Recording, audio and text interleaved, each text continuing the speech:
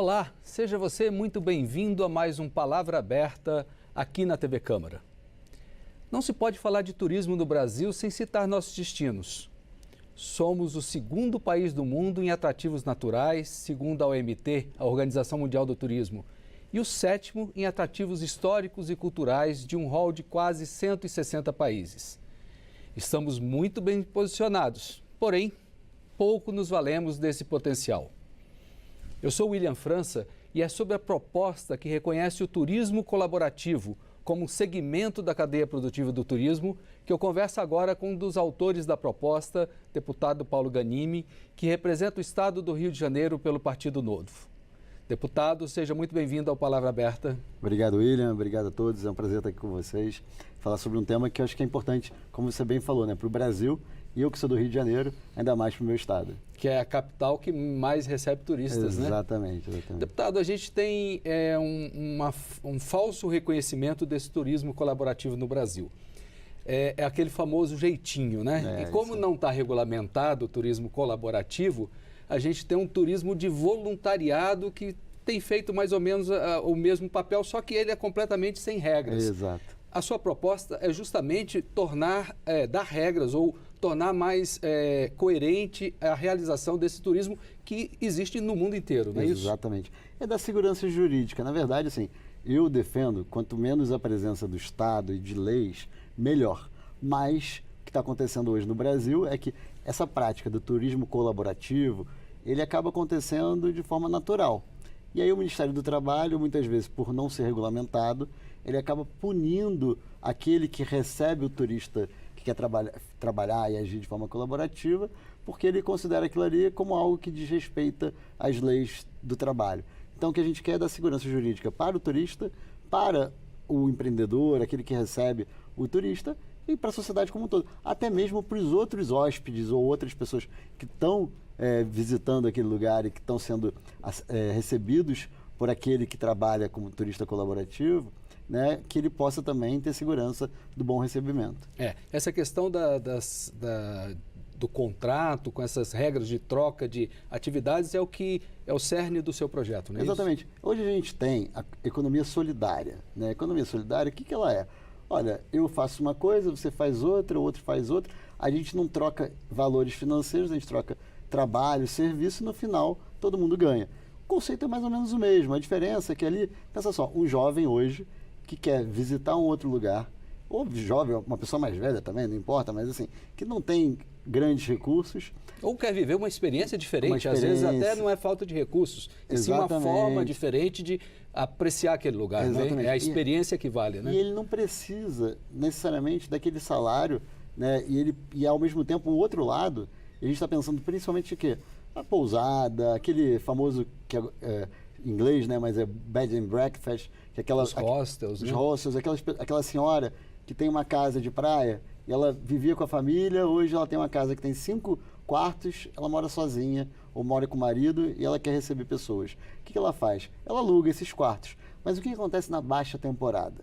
Na baixa temporada, os quartos ficam vazios, né? E ela não tem, às vezes, dinheiro para pagar, porque os quartos ficam vazios, para pagar alguém para fazer uma limpeza, para fazer uma recepção, para fazer até mesmo, a gente pensa muito em alguns trabalhos, mas, por exemplo, pode ser um guia turístico, pode ser alguém que fala inglês, fala francês, fala alemão. Impulsione as redes sociais daquele local, perfeito, não é isso? Né? Porque hoje em dia a comunicação é super importante. É muito importante. Exatamente. Então, assim, tem várias coisas. Ou, às vezes pode dar uma aula de alguma coisa, por exemplo, yoga, né, ou yoga, cada um chama de uma forma. Pode fazer alguma coisa ali que vai ajudar aquele empreendedor a atrair mais clientes, manter a sua atividade sem onerar. E, ao mesmo tempo, para aquela pessoa, como você bem falou, ou porque ela não tem dinheiro para viver aquela experiência, ou porque ela quer viver uma experiência diferente, ela não precisa da troca financeira para isso, e ela pode ter aquela troca através de um serviço. Um presta um serviço para o outro, ou seja, eu presto serviço do meu trabalho e aquele que recebe, né, que acolhe, é um serviço de hospedagem. Exato. Como eu havia falado, muitos países, sobretudo a Europa, né, tem muito esse hábito, porque as pessoas vão e trabalham, às vezes, por aprender a conviver com a cultura local. Essa troca de culturas, do intercâmbio cultural, é um dos fatores que impulsiona esse turismo colaborativo, não é isso? Sem dúvida, troca de cultura, aprender uma nova língua, aprender uma arte. Por exemplo, eu tenho uma amiga que ela é pintora. Então, ela vai, às vezes, para outros países para pintar um quadro para aquela pessoa que hospeda. E ela fica na casa da pessoa, ela vende o serviço dela, é o quadro que ela vai deixar como resultado. Às vezes ela ganha por esse quadro, mas às vezes a troca é a hospedagem. Então, é ganha, ganha, ganha. Todo mundo ganha com isso e faz com que a gente tenha ali uma economia que rode também. E qual é outro negócio interessante nesse ponto? Você tem lá uma hospedagem que está funcionando, que não consegue pagar alguém ou por conta de baixa temporada, pandemia, aconteceu muito isso e tudo mais. Aí recebe um turista colaborativo.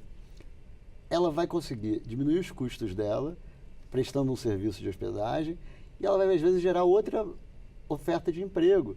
Né? Porque vai recepcionar um outro turista que eventualmente possa pagar e aquele trabalhador ali que está voluntário oferece o serviço que ela não teria como exatamente. sustentar. Então, você está gerando renda para ela, gerando uma comodidade para o turista, para essa pessoa que pratica o turismo colaborativo e, às vezes, até mesmo para uma terceira pessoa, uma quarta pessoa, que também estaria trabalhando nessa hospedagem, fazendo um outro tipo de serviço. Vale lembrar, deputado, o senhor citou bem que o turismo é uma cadeia toda interligada, né? O turismo impacta em 53 segmentos. Então, às vezes, quando tem uma hospedagem, para o turista chegar naquela hospedagem, ele usou um táxi, ele consumiu num restaurante, enfim, vai toda uma cadeia interligada e essa economia, mesmo que não tenha um desembolso do turista para aquele serviço específico, mas ele acaba movimentando toda a cadeia produtiva. Está consumindo na cidade, você falou bem, né? Por exemplo, lavanderia, né? Parte de restaurante, né? Tudo isso você vai gerando a cadeia. Precisa às vezes a pessoa vai comprar um adaptador, vai comprar alguma coisa para uma roupa, né? Então, é positivo. A gente não pode se prender a uma única pessoa ali que está fazendo esse serviço de forma voluntária, entre aspas. Por que eu falo voluntária, entre aspas? Porque ela está recebendo algo em troca, que é a hospedagem.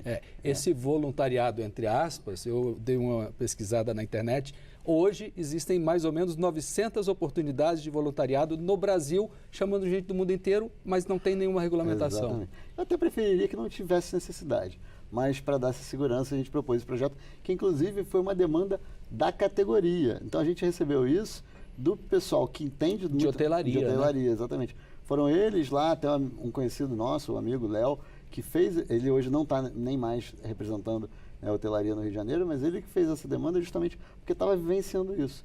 E principalmente para o pequeno, principalmente para aquele da cidade pequena do interior do Rio ou do Nordeste. Na praia. Na área rural.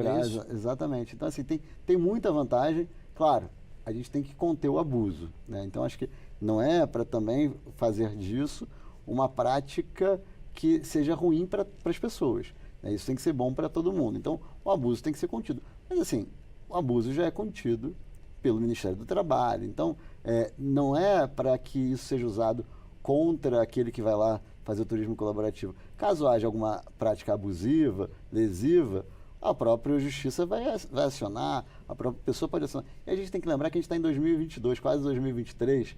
Hoje a gente tem internet, a gente tem acesso. Então, assim, as redes sociais ajudam nessa regulação, né? Exatamente, nesse controle. Então, a gente não está mais vivendo lá 1900 e pouco, que a gente precisava de leis tão complexas e tão enrijecidas, porque havia abuso mesmo, porque não havia comunicação, não havia como as pessoas denunciarem. Exatamente, as denúncias. Deputado, o projeto está quase na reta final, né? Está na última apreciação na Comissão de Constituição e Justiça. Ele é um projeto terminativo nas comissões. Exato. Passando da CCJ, ele vai para o Senado. E está ali no relatório final. O senhor acredita que esse ano ainda consegue emplacar? Eu espero que sim. Espero que essa semana a gente consiga avançar.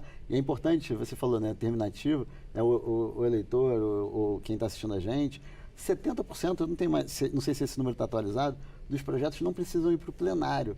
Eles passam por várias comissões e quando chegam, são aprovados na CCJ, que é a última, ele foi aprovado na Câmara. Isso. E vai para o Senado. Então, se a gente aprovar esse projeto na CCJ, ele está aprovado na Câmara, vai para o Senado. E aí começa outra tramitação, mas aqui está concluído. Já está concluído. Isso está quase lá, né? Está quase. Inclusive, a gente conseguiu, na semana passada, que fosse lido o relatório, o parecer, né, o deputado Gilson Marques, que é também do meu partido do Novo, Santa Catarina, Isso. é o relator, ele conseguiu ler o parecer, e aí houve um pedido de vista né, justamente para debater melhor, mas ele até mesmo na leitura do parecer, ele acatou alguns pedidos daqueles que estavam contrários ao projeto, né, conseguiu simplificar um pouco mais o parecer dele, e eu acho que a gente está pronto para evoluir. Acho que esse é o bom debate, né, quando alguém apresenta um problema, né, ou uma sugestão, né, do ponto de vista dela, mesmo às vezes a gente discordando, mas como o todo é muito mais importante do que o detalhe nesse caso, a gente falou, tudo bem, a gente faz a alteração e agora o projeto está pronto para avançar. Eu espero que a gente consiga avançar, quem sabe amanhã, essa semana,